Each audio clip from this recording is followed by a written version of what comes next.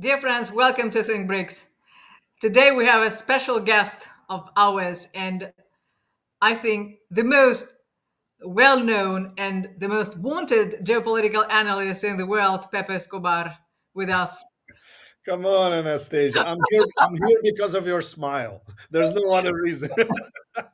Thank you very much that you found your time. You're super busy as always. Well, and welcome to Think BRICS one more Thank time, you. as I tell you. Um, well, I would like to start the discussion immediately and in order we do not lose our time, your time, and precious time of our viewers. Pepe, I would like to discuss and with you because the only person I still didn't ask the opinion about the BRICS summit in Rio is you. Okay. And actually, I was thinking that the last time we met, we were talking about the future BRICS summit and about the skepticism we all had, including you, Hmm. about the BRICS, the Brazilian presidency, because it Yes. was short time, few months to prepare, and so on. Can you share your opinion about the summit because you visited that? Well, Anastasia, it would be a very long answer to be faithful to your question. But okay, I'll give you the short headline. Okay. Against all expectations, it was a success. It's true that many of us were not expecting anything out of it. But I was there. I arrived 1 week before the start, which was great because during this preparatory week, I had lots of very good meetings, especially with Russian and Chinese colleagues, with some Brazilian analysts as well. We had some debates. One of them was particularly interesting. We had an academic debate at one of Rio's universities, hosted by the Beijing Club, which is a very, very small think tank in Beijing, which was reactivated 2 years ago, ultra high level. And among the members, you have some of the best Chinese academics, and some of them were in Rio. So we had a priceless opportunity to exchange at this debate at Catholic University in Rio. Mhm. We had dinner together and all that. And this was before what was, in fact, the most important day of the summit, which was before the summit itself. The summit started on a Sunday, and on Friday we had the BRICS Business Day. Okay. So we had the BRICS Business Council meeting with all the top officials from all the 10 partners, plus a lot of officials from and businessmen from the partners as well, including Southeast Asia, Central Asia, Nigeria, etc. And this lasted the whole day. This was from like 8 in the morning until 8 at night. And that was the real thing because that's when you felt the business pulse of BRICS in front of you.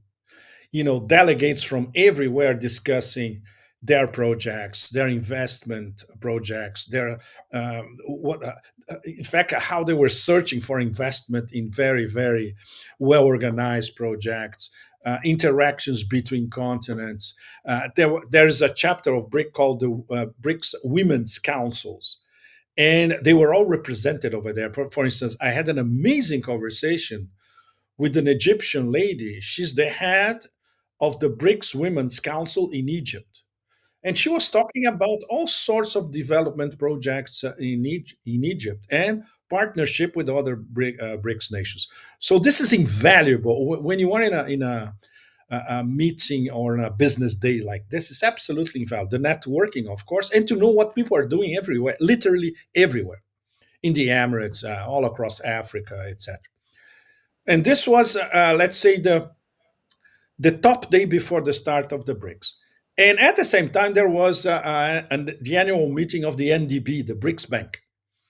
And so I had the opportunity to talk with my very good friend, Paulo Nogueira Batista, Brazilian economist. He's one of the co founders Of of BRICS. the NDB. And Paulo is very critical of the NDB. He's one of the very few who knows the MDB from the inside and the problems and the challenges. So I was bumping into Paulo literally everywhere for days, So we had a running conversation about it. And on this particular day, on Friday, something very important happened. And I think there was the most important announcement outside of the main forum. The Russian Ministry of Finance, Silvanov, he was there at the NDB meetings. They lasted for 2 days. At the end of the first day, he said to a very small audience, mostly the Russian delegation and a few of us, from now on, the NDB may become the main vehicle for loans and mega loans as well, all across the BRICS sphere. And then come the two crucial words: bypassing SWIFT. And obviously, nobody in the Brazilian media they picked that up and they didn't understand that. The Russians did, the Chinese did, and top business leaders at BRICS did. And this was reconfirmed on the same day at the end of the BRICS Business Day by Maxim Oreshkin, which is one of Putin's top aides and one of the top economic aides. Once again, only a few people, the Russian delegation, some of us around, and he was talking to this small group, and he reconfirmed what Silvanov said, and he reconfirmed directly from the Kremlin. This is our priority. Mhm. So this was huge, and very few people picked it up at the time. This was the most important thing happening not on the sidelines. It was being discussed at the table, and it was being discussed at the NDB annual meeting, presided by President Dilma. She was there both days, etc. As we know, President Dilma has a very good relationship with President Putin and with Xi as well. She's respected by both. So now let's see if the NDB can start, let's say, hitting the ground running Mhm. in a new incarnation. There are lots of challenges. I'll spare you and our audience of the challenges. They are huge, starting with reforming the statutes of the NDB, which are all tied to the US dollar. Yeah. You cannot have a development bank for the global south tied to the US dollar. It's completely absurd, right? So they have to start this all over again. And of course, they only have 10 members. You cannot have a global south development bank with only 10 members. So they have to expand. But the groundwork was done these days in Rio. This was the most positive aspect. And on the summit itself, which many of us were saying, no, nothing's going to happen. When you read the final Rio Declaration, in fact, 137, 138 points, it's very detailed, comprehensive, methodic, and very serious.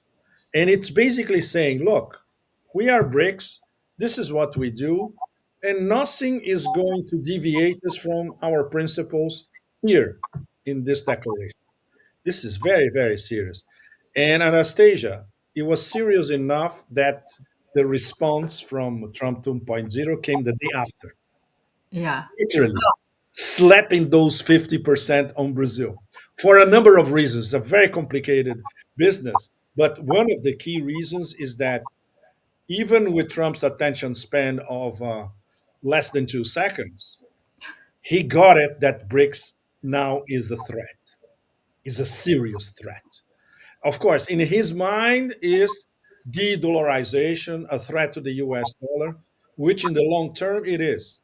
But BRICS are de-dollarizing without even mentioning the expression de-dollarization. This is what they do: increased trade in bilateral currencies and soon a basket of currencies of BRICS members, expanding to the partners. Different settlement, different payment settlement mechanisms, like the one that the guy that you interviewed before on BRICS Pay.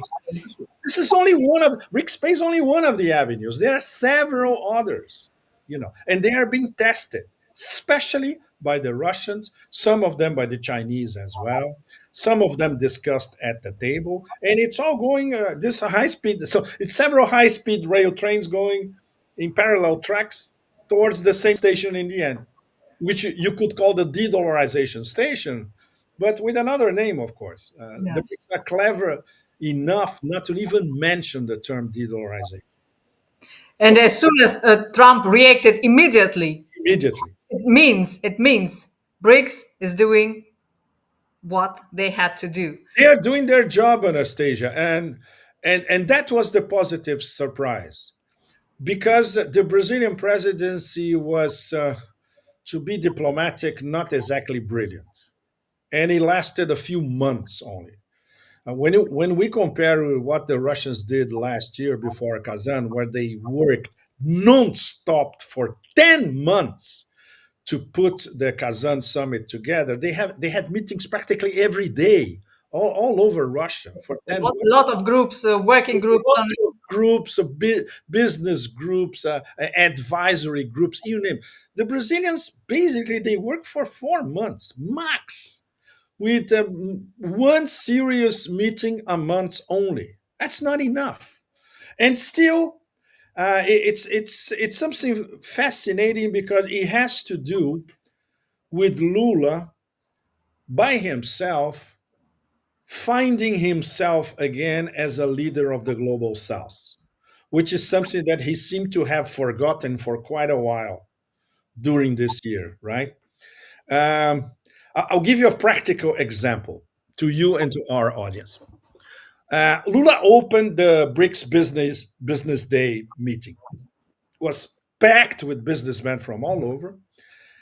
He had the keynote speech, of course, and we were sitting almost right in front of him. And it was great to see.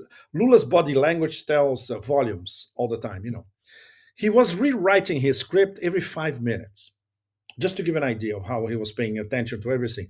Echoes, looking at the room, feeling the pulse, information that came on his earpiece and all that. So he was sending the speech back and forth through an aid, revised, and say, okay, again, revised again. And it was a Global South leader speech, uh, business oriented, of course, and paying tributes to the BRICS Women's Organization, the BRICS Business Council as well. And then the next speech was his main guest of the morning, which was Anwar Ibrahim, Prime Minister of Malaysia, which for most Brazilians, especially businessmen, they told me they never heard of Anwar Ibrahim. And Anwar Ibrahim is one of the best statesmen on the planet nowadays, right? And Anwar did something amazing. In 10 minutes in English, he basically imparted to everyone BRICS mission. And at the end, the whole room was like, wow, who's that guy? I said, well, he's my neighbor in Malaysia. I live in Thailand. This guy's my neighbor. We're used to him being brilliant all the time, but not you guys. So now you know why he's considered one of the best statesmen in the world. And it was great because Anwar invited Lula personally to go to the ASEAN summit in Kuala Lumpur in Malaysia in October. And Lula said, yes, of course I will. So this was enormous because the ramifications. We're going to have the leader of Latin America, de facto, which is Brazil, and one of the BRICS founding members, going to Southeast Asia, interacting with the ASEAN 10, and learning how the ASEAN 10 and this, what they call ASEAN centrality, and what they call we sit on the same table and we're all equals and we can discuss about anything on a table of equals. Lula's going to love this. And obviously, he will transpose this to Latin America. He's going to learn a lot by visiting ASEAN and guided by Anwar Ibrahim, which, by the way, just a few minutes before I start talking to you guys, guess who broke a ceasefire between Thailand and Cambodia in Malaysia? Anwar Ibrahim in person. So this is another auspicious aspect of BRICS. Some of the partners they are as crucial as the full members. Malaysia, for the moment, is a partner at BRICS. Indonesia is a full member.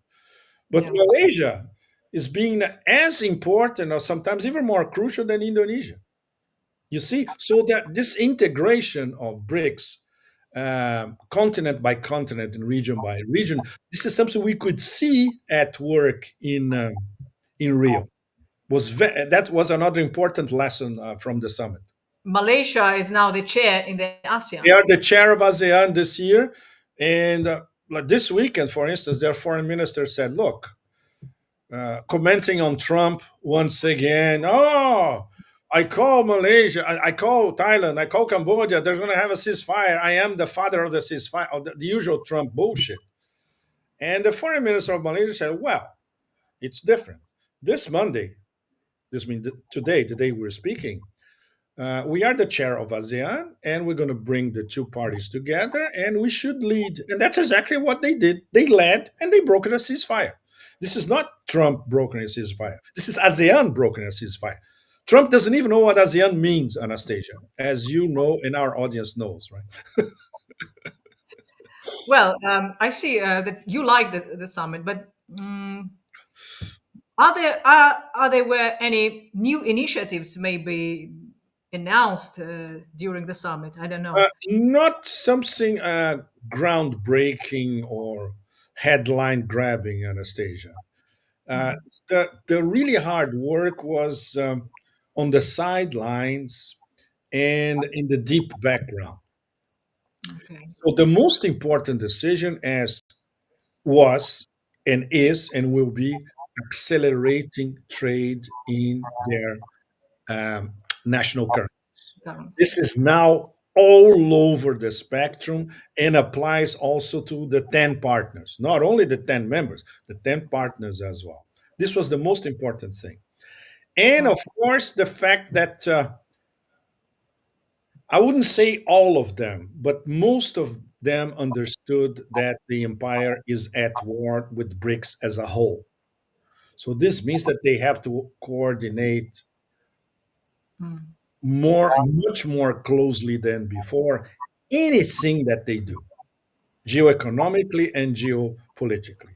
Of course, they all understood these past few days that this Thai Cambodia rift that almost became a hot war was incited from outside. And I heard this from some of my top Thai sources that I talked this weekend. One of them actually said explicitly, "There's a very uneasy feeling here about this war. We feel that the escalation is being incited from outside, not from the Thai side and not from the Cambodian side." So everyone is very much aware of what's going on. This Mm. hybrid war that can turn into a hot war sometimes, turns into geoeconomic war. It's always a tariff war because Trump is basically tariffing everybody inside, even Martians. So they all know that.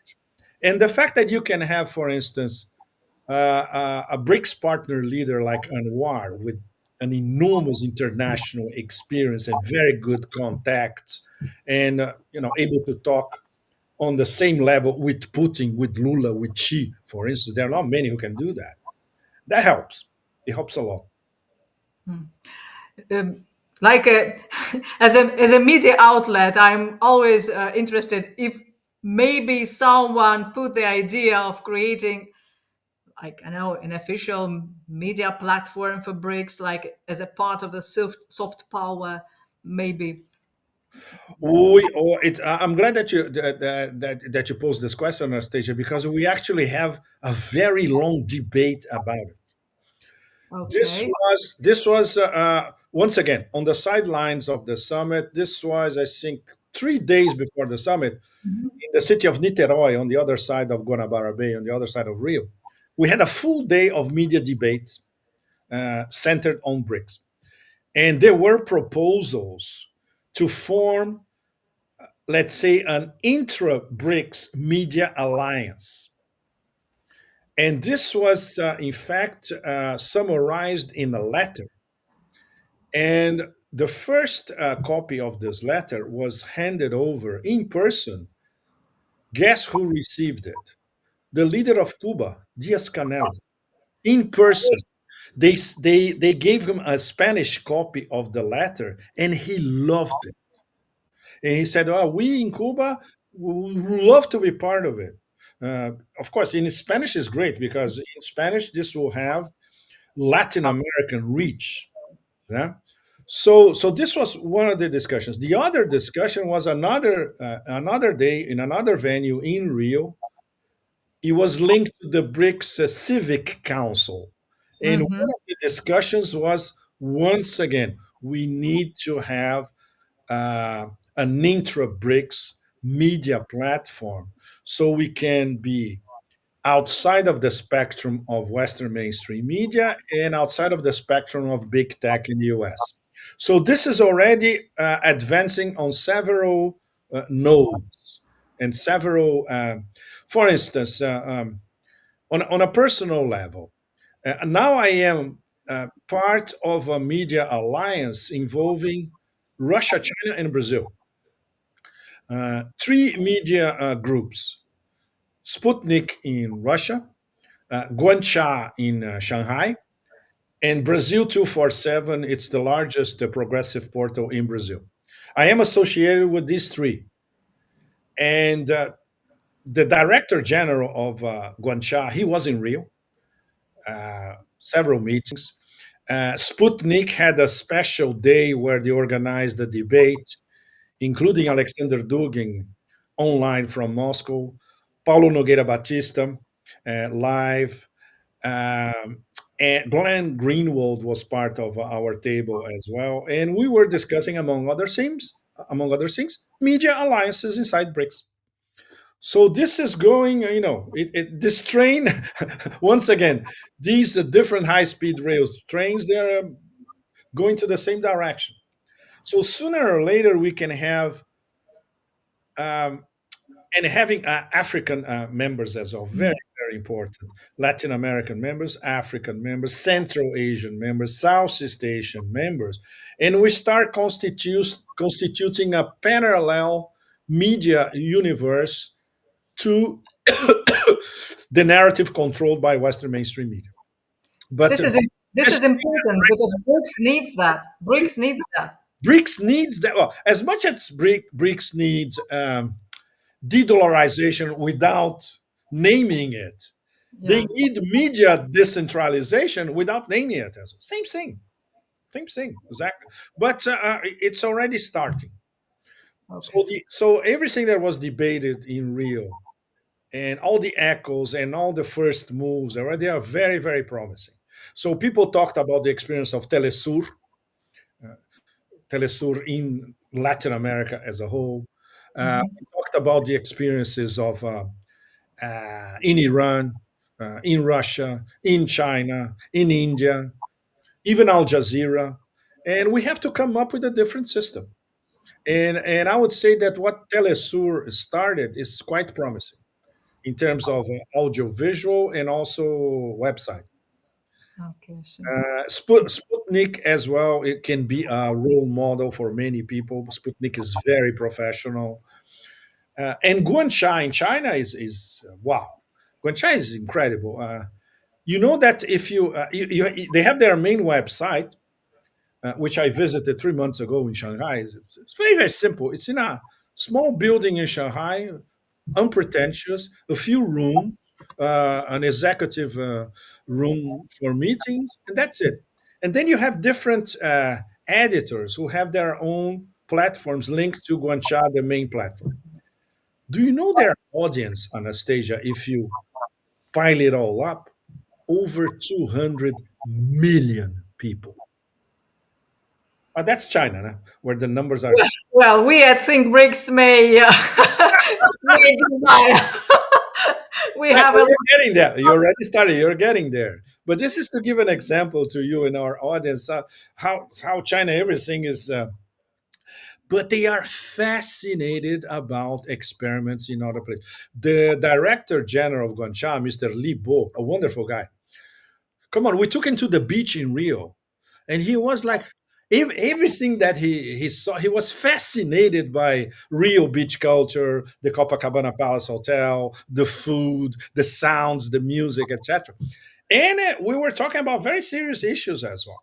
And Guancha is interested in collaborating with media from everywhere in the global south. It's fantastic. So it's starting. It's starting now It in is. different polls. It's nice to hear. Actually, yeah, I'm so glad. I'm so glad. One more thing I wanted to mention. Also, you mentioned about NDB, and there Yes. was a phrase. I don't know. Lula told that NDB is entering its second golden decade because it's Okay. 10, 10 years of NDB actually in this July. Yes. Uh, 10 years yes. anniversary. We at Think BRICS, we are preparing another video dedicated to this fact. We So should. You should do it. it is also interesting from the point of view of our viewers to know more about this because a lot of people do not know it even exists. In fact, Anastasia, very few people, let's say general audience all over the Yeah, world, they don't even know what the NDB is. exactly. I have something even better. Ask anybody working for Trump 2.0 what's the NDB. I can bet a bottle of the best champagne on the planet nobody knows. But well, the expansion of NDB this year it was Colombia, it was Uzbekistan, it was Indonesia itself. So they are expanding actually. They are expanding, but they need to get, I would say, at least 30 members. They are at 10. So urgently, they need at least another 20. Mm, Then they'll start to be seen by the World Bank, for that matter, and the IMF as a serious player. For the moment, they are dismissed, but they are. It's little by little, and everything. If you look at at the history of BRICS these past 15 years, so and so, it's been incremental. You see progress, but it's relatively slow, incremental, and everything started to really coalesce mm, and impress the rest of the world only last year in Kazan, in fact. That's why the expectation for Rio was so huge. And then, oh man, they'll never be able to replicate what happened in Kazan. But on a different track. It was more subtle than Kazan, with no big announcements. But you could feel in the air, and this is something very intangible. You could feel in the atmosphere in Rio, talking to delegate members, looking at the body language during the 2 day summit, that something was different, that it's okay, we need to step up. And so this was great. It's something that you cannot measure just with declarations, numbers, spin, etc. And that's mhm. why so many people in the end, they were, wow, in the end it worked. The Brazilians are sometimes fascinating. They can pull off something out of nothing in a flash. It's the mark of a dynamic young culture that can improvise very, very well. They're not very good at management, but they're very, very good at improvising something very creative at a moment's notice. And this is more or less, it could be the short headline for the Rio Summit this year. Well, the question to close our today's conversation, that is very interesting point we have got from one of our viewers explaining the fact why the top leader Xi Jinping was not present at Mhm. the summit in Brazil, well, as well as Putin. But if we are talking about China, when Xi Jinping was not present, all attention was towards Modi. Yes. He was in action, and the strategy might be that it was deliberate that Xi Jinping didn't go to the summit. In fact, to give more space to Modi, because the next chair is India in BRICS. And taking into account that recent clashes between India and China, China got that decision not to not to create more tensions inside BRICS, to give more space to India. So I don't know if it's a correct word, but to flatter India somehow, to give it more space. So I don't know, and it's also against the United States. It's I like the premise, especially because no Chinese analyst uh, went deep into this Xi Jinping is not coming issue from this angle. And I love contrarian angles. And this one makes sense in many aspects. It's not a matter of ceding the limelight to Modi. The limelight was already there because not only Modi went to Brazil as one of the leaders in the summit, but he went for a state visit to Brazil. So the day after the summit, Modi was received in Brasilia by Lula as part of a state visit. China would never have a state visit protocol because the state visit had already happened before when Lula went to Beijing. So, in a sense, Xi Jinping might have wondered, okay, I don't need to go there because I discussed all the serious issues with Lula in our past two meetings, which they did, by the way. In May.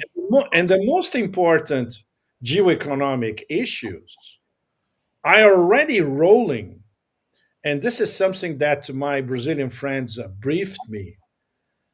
You know, the BYD $1 billion factory in the Bahia state in the northeast of Brazil, which is a huge thing. It's the largest BYD factory of electric vehicles outside of China. The Chinese investment in a port in the northeast, once again, huge thing because this port will also connect to another port in the east, and then the big project, the bi-oceanic railway between eastern Brazil and the port of Shanghai in Peru, which, as we all know, was built by the Chinese, and it's part of the maritime Silk Road in the southern Pacific. So, in terms of I would say a tsunami of Chinese investments in Brazil in every area. This had already been settled, and these trains have already left the station a long time ago. So Lula and Xi Jinping, when discuss geopolitics, they can discuss that on the phone. With the Modi case was very interesting because Modi was beaming when he was in Brazil. He was visibly excited. And he was touting all the time, we came here to strike a strategic partnership between India and Brazil, which is what they discussed in Brasilia face to face, Modi and Lula. And so Lula was opening, okay, let's say opening the Brazilian market to India, let's put it this way, in Mhm. several aspects, and opening South America to India in several aspects. So no wonder Modi was beaming, right? And the business interests behind him. The Indian delegation was huge. I think was the largest. The second largest was the Russian delegation. In fact, these were the largest delegations in Rio. And at the same time, of course, Lula was telling Modi, "Look, you are the chair of BRICS next year. We learned a lot from the Russians from last year to this year. So we are willing to, pass it over to you, everything that we learned this year, chairing Mhm. the BRICS Summit. And obviously for Modi, it's perfect because Brazil, there are no animosities between Brazil and India whatsoever. So there's going to be a very nice relationship. So if we look at all these angles, it makes sense that Xi Jinping didn't have to go to Rio. It makes total sense. What I heard from the Chinese was completely different. I heard all sorts of explanations, but the most feasible one was part of this aspect that we have been discussing. Yes, they had discussed everything that mattered before, so there was no need for this trip. And Xi Jinping doesn't like long intercontinental long trips. That also makes sense. He prefers to travel inside Eurasia, max if need be to go to Europe, but traveling inside Eurasia, or as he does, going to Russia, which is literally side by side. So that makes sense. So, from the point of view of BRICS unity, I would say this opened an extra territory of, as the French say, entente, of Uh, coordination. It was a very clever decision. But what I heard from the Chinese, especially, was something more worrying. They were always mentioning that the trust between India and China is very, very low at the moment. So there's a lot of work for the Chinese to recover trust in India, especially. And they were very diplomatically alluding to the fact that maybe we should start considering the other two eyes in BRICS, meaning Iran and Indonesia. mhm. And Indonesia had, I would say, a very firm presence in Rio as well. The meeting between Prabowo and Lula was excellent as well. And Iran, very, very important because BRICS as a whole supported Iran against the attacks by Israel and the US. This is immensely important, and it is in the final declaration. Yeah. And obviously, those idiots of Western mainstream media, Iran is blocking the release of the final declaration in Rio. No, bullshit. What Arakshi was, when Arakshi arrived, of course, the Sherpas were working non-stop before having the final text of the Mhm.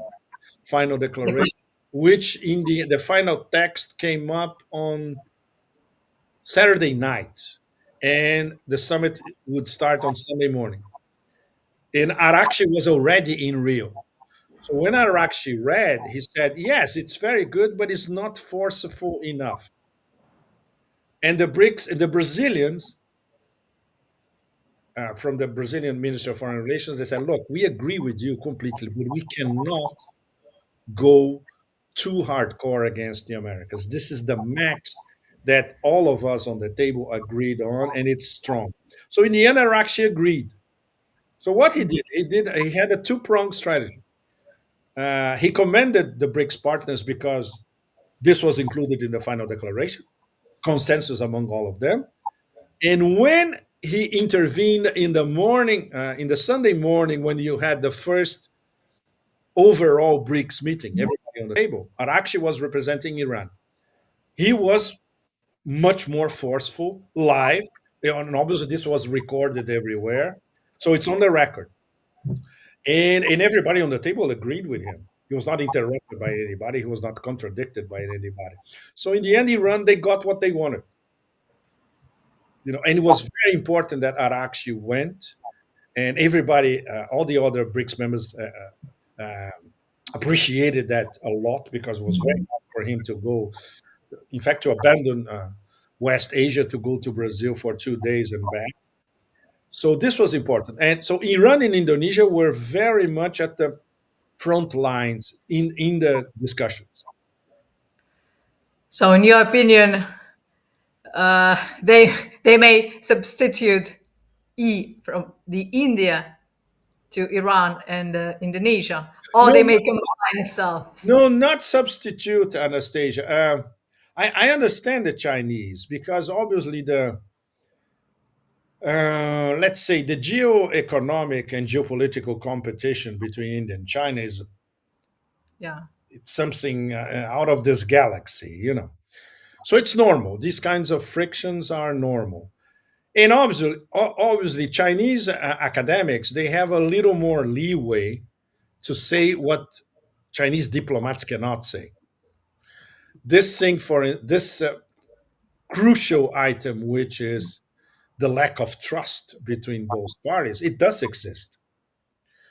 And of course, the Chinese deeply appreciate that these two other eyes on the BRICS table, these are very important nations, both Iran and Indonesia, West Asia and Southeast Asia. And they have excellent relationship with both.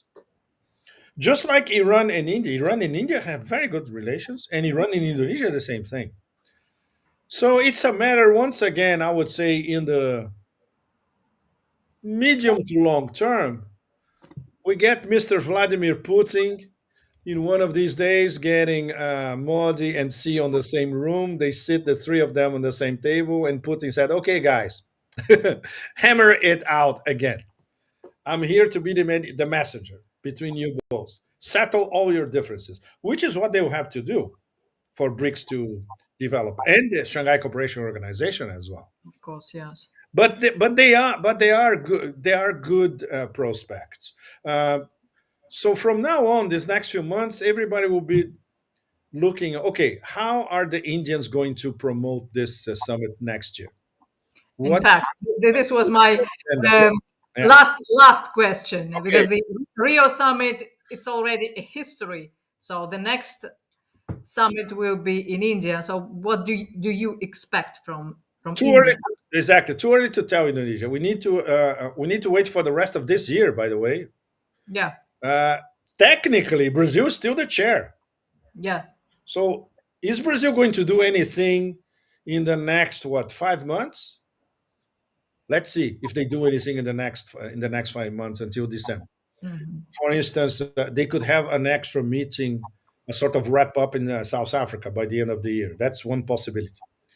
And then when January starts, India is the chair. And then let's wait 1 or 2 months to see if they have an agenda for the year. For Mhm. instance, just to give an example to you and to our audience, before Russia became the chair last year, so in December 2023, right?